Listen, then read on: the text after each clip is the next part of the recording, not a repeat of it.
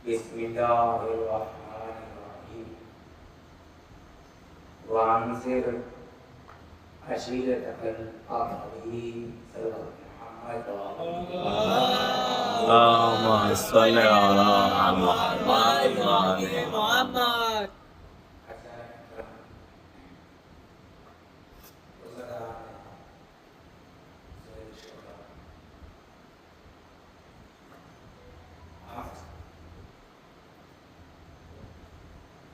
Saya terima dalam ini kesehatan semua. Di Quran ini masih tahu जिसमें अल्लाह ने इरशाद फरमाया ऐ अली मेरे जवाब दे ईमान को और इनको बताओ। देखिए इस्लाम की जड़ तक मालूम नहीं होती, इस्लाम का किसी भी चीज की जड़ तक मालूम हो जाती है तो उसको समझना आसान है। आज मैंने सीधे में रखा शायद बच्चों को और सुबह से मुझे कैसे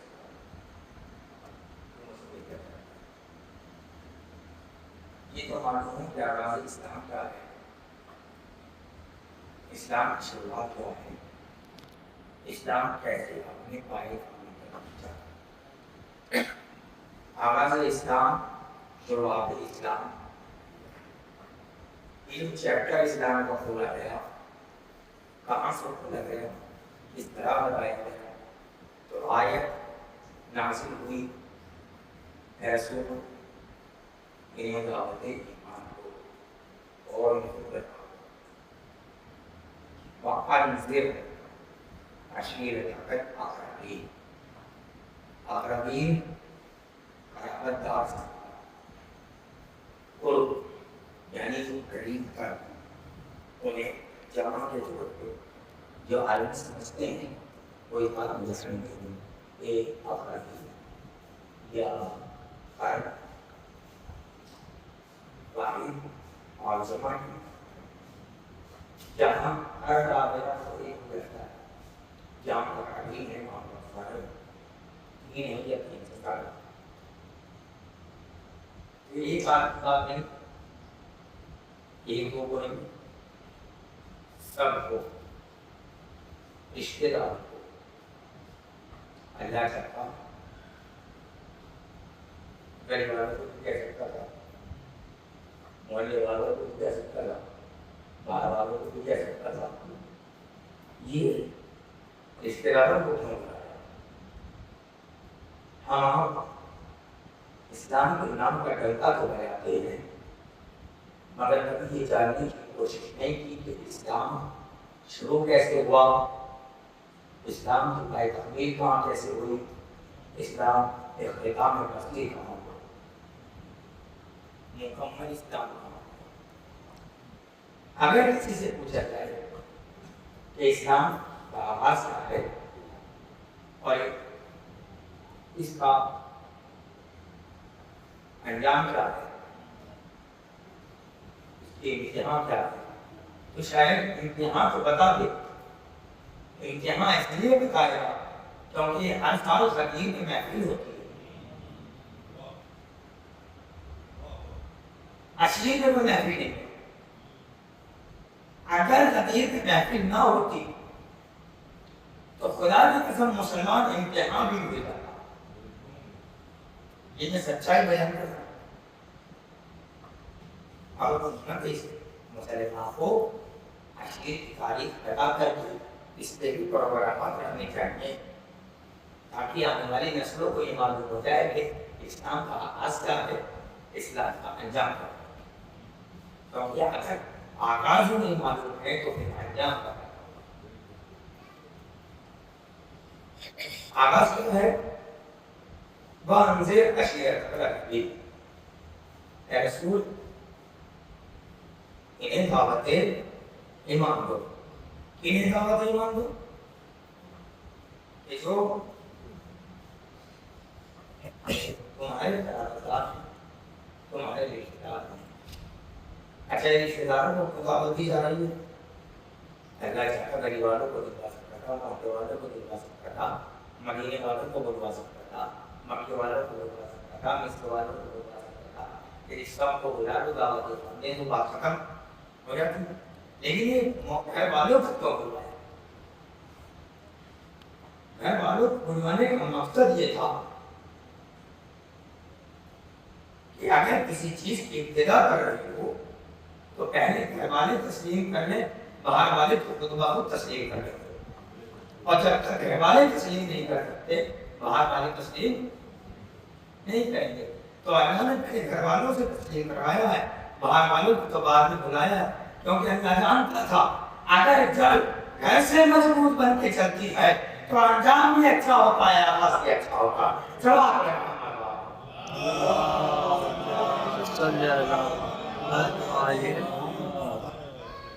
دعوت ہوئی، اللہ کے رسول نے کسے کہا دعوت کے لیے؟ رشتے داروں۔ کسی روایت میں نہیں لکھا کہ کوئی پرچی رسول نے بنائی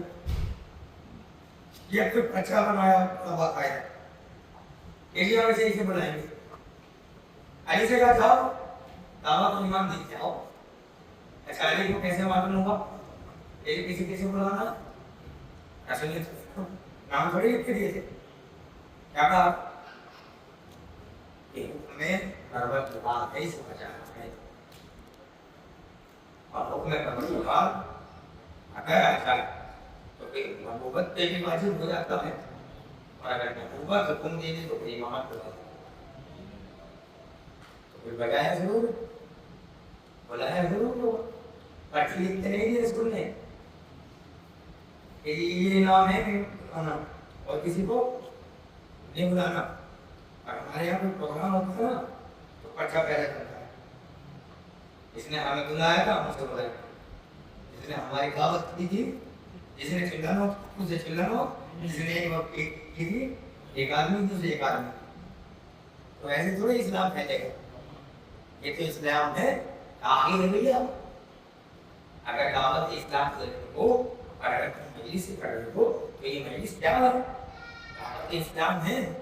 اگر کوئی مجلس کھڑا ہے اور تمہارا دشمن تمہارے مجلس میں آ کر بیٹھ رہے ہیں تو تمہاری ہمت نہیں ہوتی تم سے بھگاؤ، اور تم بھگا نہیں سکتے۔ اگر تم نے بھگایا تو پھر یہ عام اسلام کا نہیں ہے، یہ تم اللہ کے لیے نہیں کر رہے، یہ تم مسائل کے لیے نہیں کر رہے، یہ تو تم اپنے لیے کر رہے ہو، اپنے فوائد کے لیے۔ اسلام کا نام رکھ کے کام کرنا یہ مومن کی پہچان ہے، منافق کی پہچان ہے۔ یہ مومن کی پہچان ہے، یہ منافق کی پہچان ہے۔ تو رسول نے دعوت کی، ایسا کہتے تھے ہماری دعوت جو 3 دن کی دعوت کے لیے کئی دن کٹنا ہے غریب ہوگا، جو عرب کے بندوں کو کھانا کھلائے تو غریب ہوگا، غریب نہیں ہو سکتا۔ دعوت پہلا دن عجیب بڑے سوال جو کیا آئے کھانا کھایا، اور جب رسول کچھ لینا چاہیں تو ایک پیچھے سے اٹھا اور کہتا یہ تو اجازت رہے ہیں، اگر سینے پہ پرچی کا پھل کھایا جا رہا ہے تو وہ کیا بتا جائے، اگر بازو کر رہا ہے کٹا رہے ہوتے ہیں تو وہ کیا بتائے، اگر گردن پہ چھری چل رہی ہے تو وہ کیا بتائے۔ خدا کی قسم نمازوں تو نماز پڑھا، تو اگر نماز قبول ہے تو سب تمہارے اماموں کو نماز میں تمہارے اماموں کو سجدے میں اگلا دعا اہل حرم اس طریقے سے حاصل ہوتی ہے۔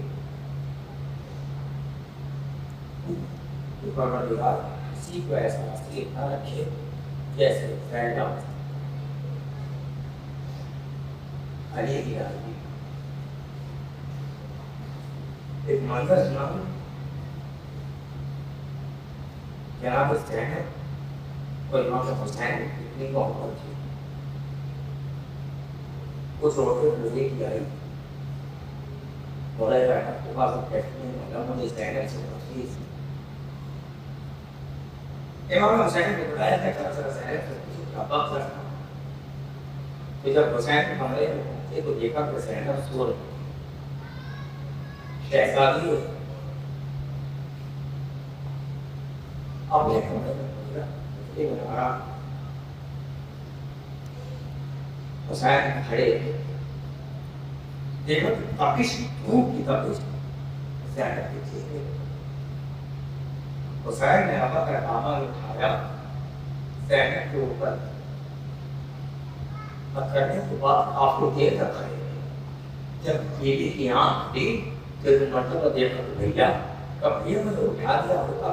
کب میں آپ سو رہی تھی ارے آئے رضا کرو کہ زینب نے نہیں سوچا ہوگا کہ بھیا ایک وقت ہو کیا جائے کہ تم سو جاؤ زینب تم پہ سایہ کر دے وہ وقت آیا مگر زینب کے سر پہ کیا کرنا وہ وقت آ گیا تھا کہ حسین سو رہے تھے لیکن زینب کے سر پہ رضا نہ رہی ہاں ذرا یہی کوئی وقت تھا کہ جب مسیح کا اپنے کو لے کے جا رہی یہ قافلہ جس کو بازار میں پہنچا تو ایک رس کا نام عبداللہ عبداللہ کی یہاں اس کی شادی ہوئی تھی یہ رسیہ خدا نہیں تھی علی کی کنیز کا نام رسیہ تھا زینب کی کنیز کی رسیہ اور مسائل بھی حاصل شروع کر رہا ہوں خدا کی قسم مسائل کا کھیلنا کا معنی ہے مسائل کو تصور کر کے ہونا کا معنی ہے مسائل تصور کا نام ہے میرا امام فرماتا ہے ایک رونے والے کی طریقے کے ہوتے ہیں ایک گھر والا ہوتا ہے ایک باہر والا ہوتا ہے ایک محلے والا ہوتا ہے گلی والا ہوتا ہے تم گلی والوں کی طرح ہویا کرو تم محلے والوں کی طرح ہویا کرو تم گھر والوں کی طرح ہویا کرو جیسے کہ کسی کی یہاں موت ہو جاتی ہے اور وہ اپنی جان کے نال کو میڈل کرتا اس طرح جب ایک آدھا بازار میں ایک عبداللہ نامی شخص بچیوں کے ہاتھ پسے گردن بنے شمر کے قافیانے میں کوئی تماچا مارتا جس کے پاس کچھ نہ تھا وہ آنکھ دیکھتا تھا ایسے اس کی نظر بچی کے پر اس نے سوچا کہ بڑی پیاری بچی ہے کار کی کمسی سکینہ میں نظر پڑی ایک مرتبہ سوچا کہ میری بیوی نے کہا تھا کہ ایک کنیز خرید کے میں علی کی خدمت میں پیش کروں گی میں حسین کی خدمت میں پیش کروں گی میں زینب کی خدمت میں پیش کروں گی اس نے سوچا ارے بچی کو خرید کے میں رضیہ کو دے دیتا ہوں بس بھاگ کر گھر گیا چلا تو کہتا رضیہ ارے قافلہ آیا ہے بڑا عظیم قافلہ لگتا ہے بڑا غریب قافلہ لگتا ہے چل ذرا بازار چل رضیہ کہتی عبداللہ کیسی باتیں کرتا ہے ارے میں علی کی کنیز میں زینب کی کنیز بازاروں میں نہیں جاتی میں کہوں گا رضیہ ارے تو کنیز ہو کے ارے ذرا بازار آ جا ارے تیری شہزادی بے مقنا جادان بڑے بازار آئی جب عبداللہ نے زیادہ استعمال کیا ایک مرتبہ راضی کہتا ہے کہ عبداللہ کے کہنے پہ رضیہ نے اپنے آپ کو تیار کیا اور کہا میں نکاح پڑا بازار میں آ گئی رسول میں کربلا روایت کی کہتی کہ ایک مرتبہ جیسے زینب کی نظر رضیہ پہ پڑ گئی ایک مرتبہ کبھی دیو مجھے چاروں طرح سے دیکھ دو میری کنیز رضیہ آ رہی ہے اور جیسے اس وقت ابھی تمام ویڈیو رکھے گیا لینے کے بعد پھر مرتبہ رضیہ قریب آئی آگے کہتی ہے السلام علیکم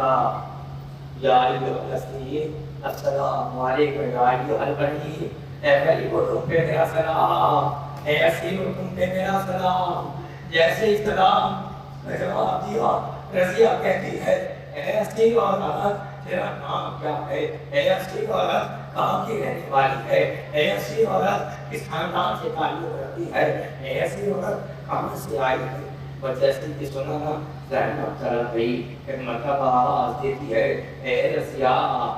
میں مدینے کی رہنے والی ہوں۔ رضیہ پوچھتی ہے ایسی عورت کہاں سے رہنے والی ہو؟ میں مدینے کی رہنے والی ہوں۔ مدینے میں کس محلے کی؟ میں محلے بنی ہاشم کی رہنے والی ہوں۔ اچھا محلے بنی ہاشم کی رہنے والی ہے؟ جیسے محلے بنی ہاشم کا نام آیا، رضیہ تڑپ گئی، آواز دے کے کہتی ہے، ارے میرے نبی کا مدینہ، میرے حسین کا مدینہ، ایک مرتبہ راوی سے کہتا ہے کہ رضیوں نے ایک مرتبہ کہا کہ اے ایسی عورت تیرا نام کیا ہے؟ اور جیسے یہ سنا آواز دی، انا زینب بنت علی، جیسے علی کا نام آیا، رضیہ نے ہاتھوں میں ہاتھ رکھ دیا، کہا خبردار تیرا نام زینب ضرور ہوگا، تو علی کی بیٹی نہیں ہو سکتی، ارے جس کے 18 بھائی ارے جوان زندہ ہو وہ بازاروں میں آ جائے، رضیہ ارے میرا سروں کو دے، میرے حسین کا سر، میرے قاسم کا سر، میرے محمد کا سر، میرے علی اکبر کا سر، ایک ایک سر دکھایا۔ رضیہ سمجھ گئی، اب تم نے سمجھ گیا رضیہ کا، رضیہ ہوتی کہتی ہے شہزادی معاف کر دینا، میں پہچان نہ سکی۔ ایک مرتبہ رضیہ کہتی ہے شہزادی سمجھ گئی، ہمارے گئے حسین تقریر کر دیے گئے، قاسم کو شہید کر دیے گئے، شاید عباس بے وفائی کر گئے، عباس نے بے وفائی کر دی۔ اور جیسے یہ سنا زینب تڑپ گئی، تڑپ کے کہتی ہے رضیہ ایسا نہ کہنا، ارے ذرا گھوڑے کی گردن پہ دے، میرے عباس کا سر ہے، ارے ذرا گھوڑا چلتا، میرے ماضی کا سامان زمین پہ لگتا جاتا، اے میرا غیرتدار، ارے مجھے بے مقنا ہو جاتا، نہ دیکھ سکا، ارے زینب بڑی بھائی، اے بھیا، ارے کوئی پتھر مارتا ہے، کوئی باقی کی بہن کہتا ہے، اے بھیا، ارے میرا سجاد، کوہنیوں کے پاس، جتنا آپ کو کہا جتا آخرا آگے بڑھ گیا، تاریخ کی کہتی ہے ایک مرتبہ ایک نیزہ زمین میں دھس گیا، زمین میں نیزہ دھس گیا، راوی کہتے ہیں نیزہ دھسا نہیں تھا، حسین کا سر جس نیزے پہ تھا وہ نیزہ زمین میں گر گیا، کیوں؟ ایسی لیے حسین کی بیٹی کی بیٹی تھی۔ اور دوسرا سنی طرح سکینہ کی مسائل اور عبادت کا کرم ایسی سکینہ کی جیسے سکینہ گری نا حسین کا سر تھم گیا۔ ایک مرتبہ راوی کہتا ہے شمر ملاؤ یہ بڑا ہے، شمر نے قاضیان ہاتھوں میں لے رکھا تھا، قاضیان سے بار کرتا جاتا تھا، سیدی سجاد سے پوچھتا بڑائی سرانے کا میں تھا، بچے سے پوچھا بابا ارے قاضیان کھانے کی ہمت نہیں ہے، اے بابا بتا دے کیا ہوا؟ کہا میری سکینہ ارے رہا میں گر گئی ہے۔ بچے سے یہ سنا سجاد سکینہ کے قریب پہنچے، کہا بہن کیا ہوا؟ کہا بھیا ارے جتنی طاقت کی چڑھی نا اب طاقت نہیں ہے، ارے جب قاضی آنے لگے ارے کوہنیوں کے بعد سکینہ اس نے اسے کے قریب آئی، کہا بابا اب سر اٹھانے کی ہمت نہیں ہے۔ بس جیسے یہ سنا سر حسین کا بلند ہوا، سکینہ کے سامنے آیا، کہا بابا بس آج سکینہ مجھ مانگنا چاہتی ہے، کہا بابا پوچھ لے، وہ پیچھے میں نے کچھ نہیں مانگا، بھیا سے کچھ نہیں مانگا، بابا جب سے تم گئے ہو نا سکینہ نے پانی تک مانگا ہے، اے بابا آج کچھ مانگتی ہوں، ارے خدا کسی باپ کو یہ منظر نہ دکھا، کسی باپ کو یہ منظر نہ دکھا۔ ایک مرتبہ راوی کہتا کہ سکینہ نے بابا سے کہا بابا ارے میرے مختار دیکھ لے، بابا ارے مجھ سے قاضی آنے نہیں کھائے جاتے، بابا بس اتنا کرم کر دے، بابا میں دعا مانگتی ہوں، دعا میں کہہ دینا، بابا دعا کر دینا کہ سکینہ کو موت آ جائے، اے بابا شمر کے پاس جانے، اے بابا ظلم اتنا ہے، سکینہ برداشت